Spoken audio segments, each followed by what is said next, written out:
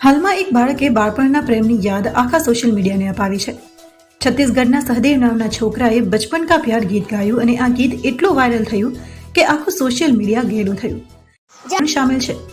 એટલું જ નહીં, છત્તીસગઢના મુખ્યમંત્રીએ પણ સહદેવ સાથે મુલાકાત કરી હતી અને તેનું આ ગીત સાંભળ્યું હતું।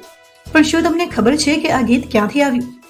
આ ગીત ગુજરાતના પંચમહાલ જિલ્લાના હાલોલના પ્રખ્યાત આદિવાસી સિંગર કમલેશ બારોટે ગાયેલું છે, જે 2019માં મેશવા ફિલ્મ્સના બેનર હેઠળ યુટ્યુબમાં અપલોડ કરવામાં આવ્યું હતું।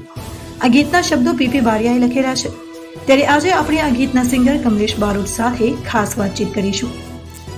સિંગર જે છે કમલેશભાઈ બારોટ, તેમની સાથે ખાસ વાત કરીશું અને જાણીશું કે તેઓ આ વિશે શું કહેવા માંગે છે। મારા ગુજરાતના તમામ ચાહકોને અને તમામ આદિવાસીને, તમામ ગુજરાતીઓને મારા વંદન છે।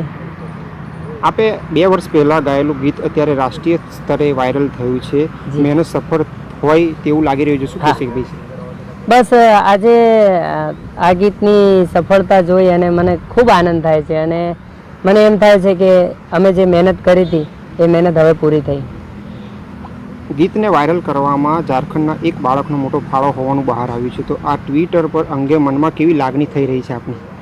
બસ સૌથી પહેલાં તો હું એ બાળકનો પણ ખૂબ ખૂબ આભાર વિધિ માનું છું, કારણ કે 2 વર્ષ પહેલાં મેં આ ગીત ગાયું હતું ટીમલીના તાલે મેશવા ફિલ્મ્સમાં, અમદાવાદની કંપની, જેના રાઇટર મારા મિત્ર પીપીભાઈ બારિયા અને હું। તો જ્યારે આ છોકરાએ આનું રીલ્સ બનાવ્યું અને એના પછી આ ગીત ખૂબ વાયરલ થયું, એટલે વાયરલ થયા પછી આ ગીત અમારું પણ વધારે ચાલ્યું, એટલે થેન્ક યુ સહદેવ। ગીત વાયરલ બન્યા પછી આપણે ઝારખંડના બાળક સહદેવ જે દીકરો છે તેનો કોઈ સંપર્ક કર્યો છે?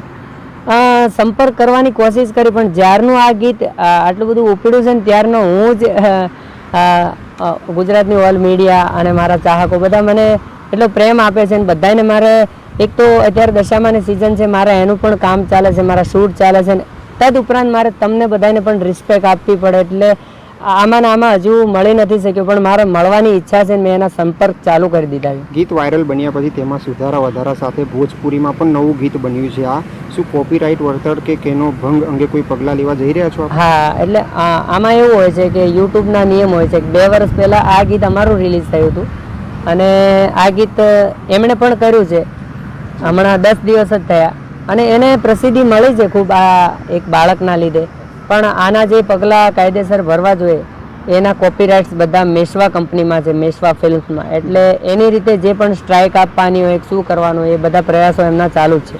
તમને લાગી રહ્યું છે કે બાદશાહ અને આસ્થા ગિલ જેવા કલાકારોએ તમને ક્રેડિટ આપવી જોઈતી હતી? એમને મળવાની ને એમની ક્રેડિટ લેવાની કોની ઈચ્છા ના હોય, કારણ કે એ પણ આપણા ઇન્ડિયાના ટોપ લેવલના બહુ સારા કલાકાર છે, બહુ સારા રેપર છે। મારું કહેવું એમ છે કે સહદેવને આટલી બધી હું કોઈની ઉપર બળતરા કે એવું કંઈ નથી કરતો, કે આ ગીત અમારો જીવ છે, તો જેટલો હક એ બાળકને મળ્યો છે તો બાદશાહજી સુધી કદાચ મને પણ આ હક મળવો જોઈએ, ભલે મને નવું ગવડાવે કંઈ બીજું ગવડાવે, પણ હું પણ ઈચ્છું ખરો કે મને પણ આનો હક મળવો જોઈએ। આગામી સમયમાં તમને વાયરલ વિડીયોની પબ્લિસિટીનો લાભ મળશે એવું લાગે છે?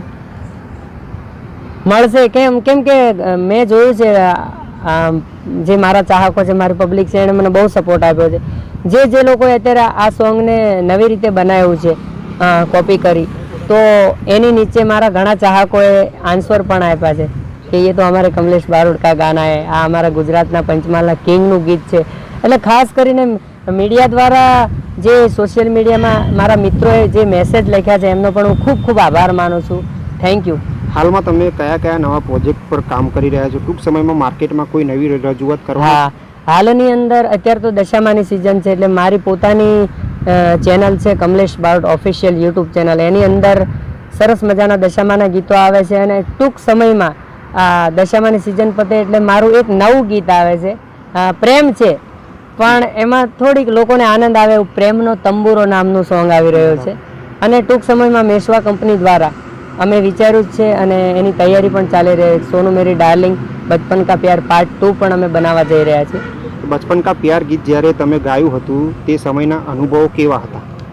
બચપન કા પ્યાર ગાયું ત્યારે તો અમે આ ગીત એવી રીતે ગાયું કે ઘણા બધા મારા મિત્ર સર્કલ છે, નાનપણથી અમે બધા ફ્રેન્ડ છીએ, એમાં ચાલ્યા જ કરતું હોય નાનપણમાં. બરાબર. તો ઘણીવાર એવું છે કે કોઈને પોતાનો નાનપણનો પ્રેમ મળ્યો ના હોય, જેની સાથે એને લગ્ન કરવાની ઈચ્છા પણ હોય, પણ અમુક મર્યાદાઓ, અમુક રિસ્પેક્ટના લીધે એ લોકો મેરેજ પણ કરી ના શક્યા હોય. અને મેં નાનપણમાં પ્રેમ કર્યો હતો, એની સાથે મારા લગ્ન થયા, એટલે એ મારા નસીબ છે. એટલે એવી રીતે એ મિત્રો માટે, મારા ફ્રેન્ડ સર્કલ માટે મેં અને પીપી બારીએ એક મેસેજ આપ્યો હતો, જે ગીત સાંભળીને એ લોકો રાજી થાય એમ. વન ઇન્ડિયાના માધ્યમથી તમે એ ગીતની એક બે કડી શેર કરશો? શ્યોર. હું તો વન ઇન્ડિયાને ખૂબ ખૂબ આભાર માનું છું આપનો પણ, અને આપની માટે 2 લાઈન ગાઈ દઉં છું. ઓ સોનू मेरी डार्लिंग, जाना मेरी जाने मन, बचपन का प्यार मेरा भूल नहीं जाना रे, वो सच्चा मेरा प्यार है, जान से भी ज्यादा है, बचपन का प्यार मेरा भूल नहीं जाना रे. મેસેજ એવો હતો કે સાથ જીએંગે સાથ મરેંગે, શાદી કરેંગે સાથ રહેંગે. ઘણા પ્રેમની અંદર દગો થાય છે કે પોતાના અમુક સ્વાર્થ પતી જાય એટલે માણસ, પણ આમાં મેસેજ એવો હતો કે તમે જેને પ્રેમ કરો એની સાથે સાથ નિભાવો, એના દુઃખ સુખમાં રહો. સાથ જીએંગે સાથ મરેંગે, शादी करेंगे साथ जिएंगे, टा सोनू मेरी डार्लिंग, जाना मेरी जाने मन, बचपन का प्यार मेरा भूल नहीं जाना रे.